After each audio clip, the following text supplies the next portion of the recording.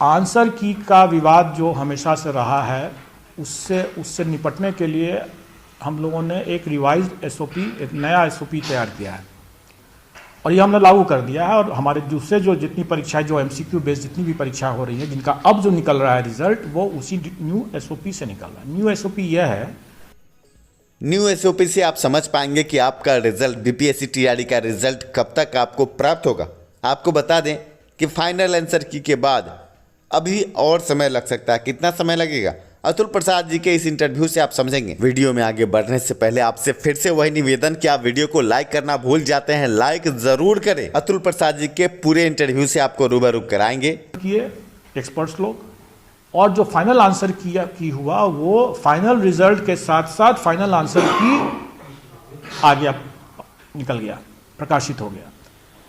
तो इसमें क्या कठिनाई ये होती थी कि फाइनल आंसर की में जो परिवर्तन हुआ, प्रोविजनल आंसर की में जो परिवर्तन हुआ फाइनल आंसर की में, तो इसमें रिजल्ट चूंकि निकल गया है, तो इस पर अगर इस फाइनल आंसर की पर अगर किसी को कोई आपत्ति फिर से हो गई, क्योंकि हमने तो चेंज किया प्रोविजनल आंसर की को, वो चेंज सही किया, एक्सपर्ट्स ने किया, सही किया, लेकिन आपत्ति तो आ ही सकती है ना उसके बाद।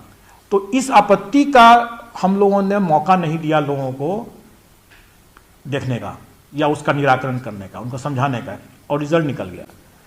उसी में हम लोगों ने यह परिवर्तन किया कि अब हमारा जो फर्स्ट ऑब्जेक्शन जो आएगा प्रोविजनल आंसर की के ऊपर, तो उस पर हम जो फाइनल आंसर की बनाएंगे उसको भी हम 3 दिन तक पब्लिक डोमेन में रखेंगे।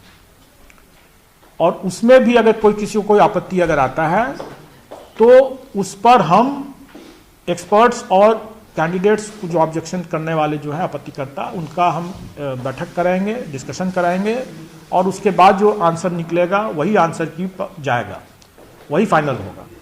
हर हालत में हम फाइनल आंसर की जो रहेगा वो बिना किसी विवाद के 3 दिन तक पब्लिक डोमेन में रहने के बाद हम उसका रिजल्ट निकालते हैं। और ये चीज़ हम लोगों ने ऑलरेडी कर दिया। अभी कई परीक्षा फल हम लोगों ने अभी प्रकाशित किया, जिसमें हमने वो 3 दिन का दिया, जिसमें नहीं आया आपत्ति उसका हम फाइनल कर दिए। तो ये परिवर्तन हमने इसलिए किया कि लोग अनावश्यक उसमें विवाद हो जाता है, और कुछ नहीं है। मैं ये भी कहूँगा कि जो 67 पीटी पुनर्परीक्षा जो हुई, जिसके आंसर की के लेकर अनावश्यक विवाद है, अनावश्यक है इसलिए मैं कहूँगा क्योंकि इसका समाधान तो हम लोगों ने कर दिया था और सभी आंसर सही थे, लेकिन विवाद तो है। जस्टिस जो है, जैसे न्याय सिर्फ होना ही नहीं है, न्याय दिखना भी चाहिए कि हो रहा है। तो उसी तरह से कोई अगर हम लोग पारदर्शिता बरतते हुए अगर आंसर की बनाते हैं तो वो दिखना भी चाहिए लोग कि भाई आपका सब डिस्कशंस करने के बाद वो बना है। तो इसीलिए उसका हम लोग जड़ से ही उसको समाप्त कर देने के लिए हम लोगों ने रिवाइज्ड ये एसओपी बनाया है।